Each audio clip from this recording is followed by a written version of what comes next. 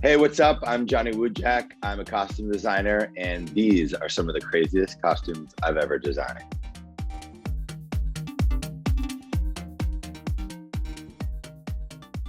The first look, the Katy Perry Cool Whip bra. We got into a rhythm of building bras for Katy, and for the video, California Girls, we were discussing how Katy was going to rescue the girls that have been kidnapped from the gummy bear army of Snoop Dogg. You know, we're gonna design this Cool Whip bra that is gonna physically shoot Cool Whip out that she can wear. And so she looks to me and she's like, we can do that, right? And this is in the very beginning of like kind of me diving into really costume building.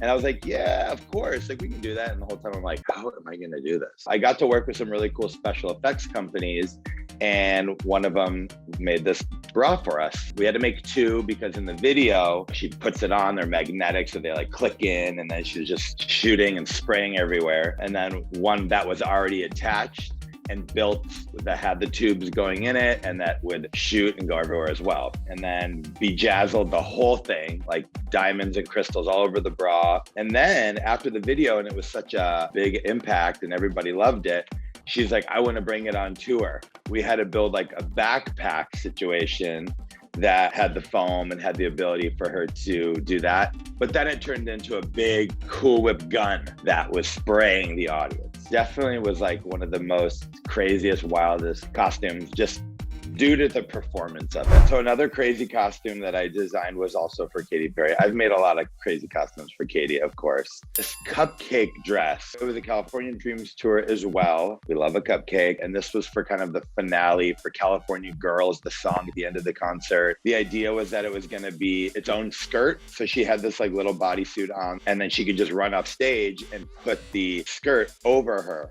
And the idea was that it was to be a Lazy Susan kind of thing where it like spun around and moved. I just love it because it was so visually dramatic and exciting and sweet. But also, which was really cool, is Mattel chose that outfit to be like a Katy Perry exclusive Barbie. They only made 3 of them. One got auctioned off, one they gave to her, and one they gave to me. So I actually have it. So this is her. They gave me like this case. It's a whole thing.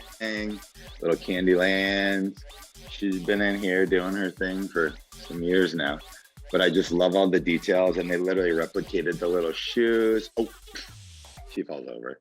I love it that it became a Barbie because I'm obsessed with the Barbie, and now I can say I designed a Barbie. So another outfit that I made for Katy, you know, she's on American Idol, and every year they have like a Disney episode. So it's become tradition that I make her Disney-inspired costume. And this year we did Tinkerbell, but over the past we did Ursula, which was really fun. One of her fans made this doll, which is so cute, and it really gives you a good idea. So like her legs were actually tentacles as well, so she could walk. And then we had string on her hand, like a wire that she could pull them and move them. And I gave her like a little purple mesh bodysuit so she didn't have to paint her whole body. And then she's like, and then I'm gonna have shrimp cocktail, like eating shrimp cocktail on the carpet, which I love. It was such a fun, big dramatic piece. And when she got up on stage and when she sat down in her chair next to Luke and Lionel, and her tentacles were just going everywhere. I just love it visually. I think it's iconic, and Ursula is iconic. Another crazy outfit that I made was for Nicki Minaj when she did the AMA performance with David Guetta for Turn Me On. Actually, Katy was performing in the middle of the show of that as well, and Nicki was opening. So like I had 2 artists performing, their dressing rooms were side by side, and it was a hectic day.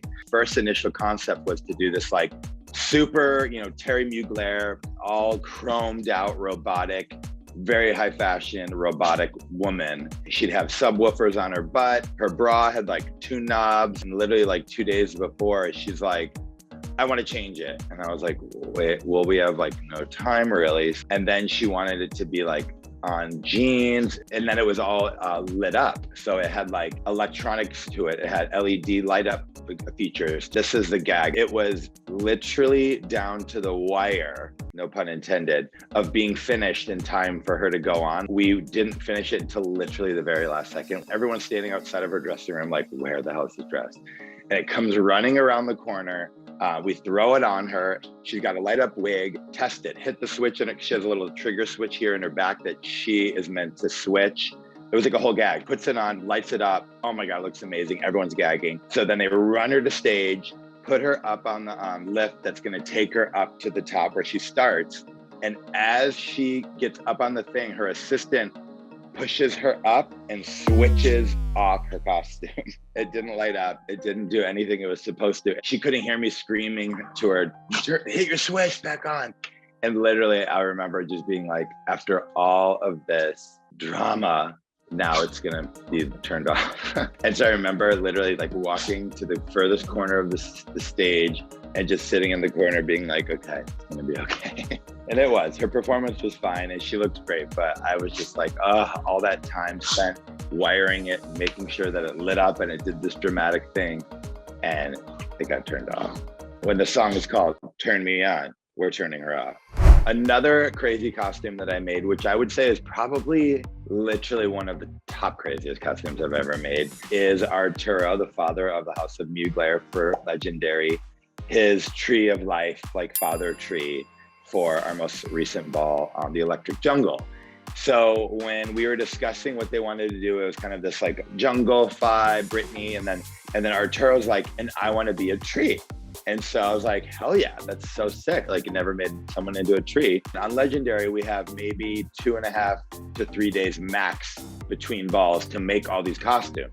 Sometimes it's 50 plus costumes. So I specifically gave this to one of my builders, Katy. I was like, I want like a little train of roots and mushrooms everywhere. And the thing also about ballroom is they really go all out. Their movement and their dancing and their everything is so outrageous and big that I'm like, how am I gonna do this really cool, intricate tree and it all stay on and like not fall apart? It's funny because if you see at the end of his performance, there's just tree all over the stage. But then like he put it on and I remember just everybody on set and the stage was like, oh my God, like it's so beautiful and it turned out so incredible, and the judges loved it. And I've gotten so many messages and DMs about how epic it was. And I mean, it turned out so epic and so like magical. It's definitely one of my favorite costumes I've ever made. Another crazy costume that I made from season 1 of Legendary, Twilight from the House of Escada. So it was the Wild West ball. The category was like best dress gown moment. A lot of the houses, you know, were doing, you know, gowns like existing like already to the ground. And so we're like, we need a gag moment. It started with like a big hat that would go on his head that would come all the way down through like design and evolution. We decided that he would like kind of have it at his waist, so it looks like a little short dress. And he would just bop out and have his like cute little boots on. And then shabam, drop it to the ground and give you that, you know, that gag moment where the judges all just lose their mind. It was so perfect and beautiful, the way it dropped and how he spun and his whole, like his face lighting up just was like pure joy to me. Like I love when whoever's wearing my costumes just, you know, you see their eyes light up and they're just full of joy. And literally no one knew what was coming and he got 10. I'm pretty sure he won that. For anyone who's trying to get involved in costume design and the theatrics of it all, I feel like you just have to dive in. Go work at a theater, assist, go to museums and study costumes, like anything you can to immerse yourself, start taking an illustration class or drawing or sewing, like know all the craftsmanship about it, the history of costumes. I figured a lot out on the way. I basically kind of like taught myself a lot of things along the way and faked it in the beginning and learned and grew. And I'm very proud